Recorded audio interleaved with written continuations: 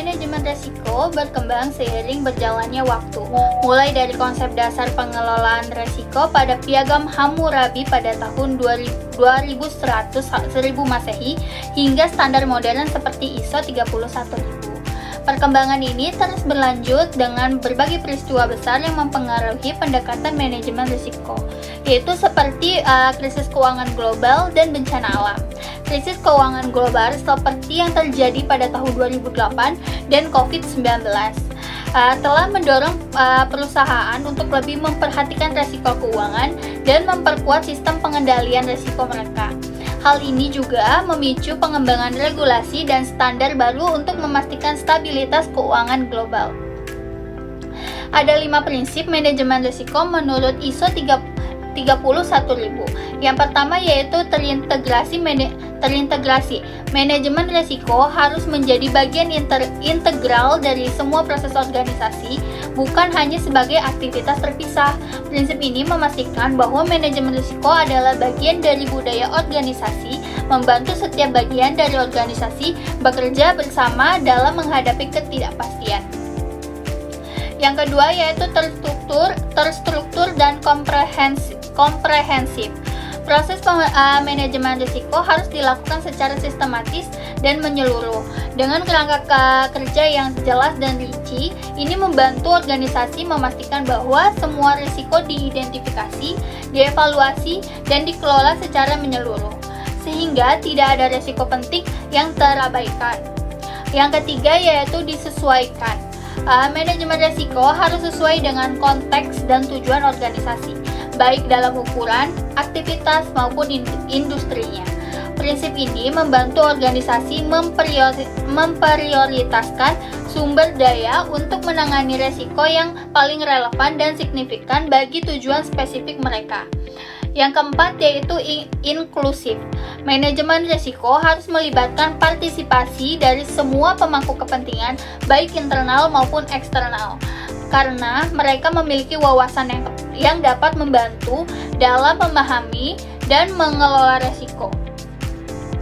Partisipan ini membantu menciptakan komitmen dan pemahaman bersama tentang risiko yang dihadapi organisasi. Yang kelima yaitu dinamis. Lingkungan risiko terus berubah sehingga manajemen risiko harus fleksibel dan mampu menyesuaikan diri dengan perubahan baru. Dengan pendekatan yang dinamis, organisasi dapat beradaptasi dengan cepat terhadap risiko baru atau perubahan dalam tingkat risiko yang dihadapi nantinya. Berikut ada penerapan bagi perusahaan BCA selama pandemi COVID. Yang pertama yaitu integrasi. Penerapan di BCA selama COVID-19 terutama yang berkaitan dengan operasional dan layanan kepada nasabah selama pandemi. Integritas ini membantu BCA menyesuaikan kebijakan kredit dan layanan digital agar dapat melayani nasabah secara aman dan sesuai protokol kesehatan yang berlaku. Yang kedua yaitu penerapan terstruktur dan komprehensif. BCA menggunakan pendekatan yang terstruktur dan menangani risiko kesehatan karyawan serta risiko finansial nasabah. Misalnya dengan melakukan identifikasi terhadap nasabah yang terdampak finansial akibat pandemi.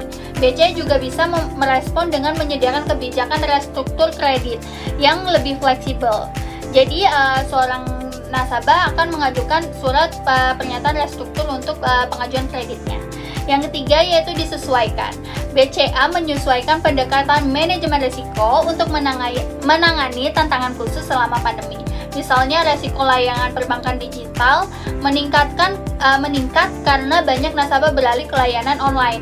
BCA pun meningkatkan keamanan cyber agar nasabah tetap aman dalam bertransaksi. Jadi BCA meningkatkan layanan digitalnya. Yang keempat yaitu dinamis. BCA menggunakan prinsip ini dengan secara memantau situasi pandemi dan memperbarui kebijakan risiko. Sebagai contoh, jika ada perubahan regulasi atau kondisi pandemi yang mempengaruhi nasabah dan operasi, BCA bisa menyesuaikan strategi seperti pemberlakuan layanan bank secara virtual dan protokol kesehatan baru di setiap kantor cabang. Yang kelima yaitu inklusif. BCA menerapkan prinsip inklusif dengan melibatkan karyawan, nasabah, dan pemerintahan untuk memastikan operasional yang aman dan stabil. Melalui komunikasi yang terbuka dan keterlibatan para pihak ini, BCA dapat merespon kebutuhan nasabah secara lebih tepat, seperti dengan pemberian akses layanan, bantuan bagi nasabah yang terkena dampak pandemi, dengan mengikuti 5 prinsip dalam manajemen risiko menurut standar ISO 31000, BCA dapat mengelola ketidakpastian selama pandemi COVID-19. Prinsip-prinsip ini membantu BCA untuk menjaga kepatuhan, transparansi, kepemimpinan, keterlibatan, dan kontinuitas dalam menghadapi situasi yang tidak menentu. Jadi BCA selalu sigap dengan perubahan dan dengan situasi yang terjadi di lingkungan. Berikutnya saya akan membahas soal nomor 4. Yang terakhir yaitu menurut pandangan saya terkait pandangan non-linier lebih ideal ketimbang linier.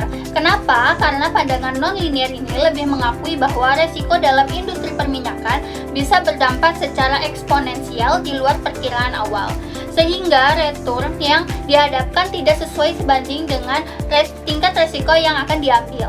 Industri perminyakan di Indonesia ini menghadapi tantangan yang begitu besar, seperti fluktuasi harga minyak, regulasi pemerintahan yang selalu berubah, dan potensi bencana alam yang tidak dapat diduga. Oleh karena itu, pendekatan non-linier lebih ideal ketimbang pendekatan linier.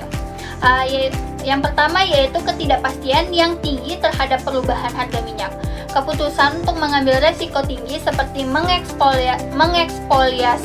mengeksplorasi area baru yang belum teruji bisa beresiko sangat besar jika harga minyak tiba-tiba turun dan kebijakan pemerintahan yang berubah. Yang kedua yaitu resiko lingkungan dan regulasi. Industri perminyakan di Indonesia juga dihadapkan pada berbagai macam tantangan, seperti bencana alam, isu lingkungan, serta regulasi yang selalu berubah. Berdasarkan prinsip-prinsip manajemen risiko ISO 31000, hubungan risiko dan return bersifat non-linier, lebih ideal untuk industri perminyakan di Indonesia. Pandangan ini memungkinkan fleksibilitas dan adaptabilitas yang lebih besar dalam menghadapi ketidakpastian dan kompleksitas yang ada di dalam industri ini. Itulah beberapa jawaban dan penjelasan dari saya untuk menjawab pertanyaan-pertanyaan mengenai tata kelola perusahaan dan manajemen risiko. Terima kasih.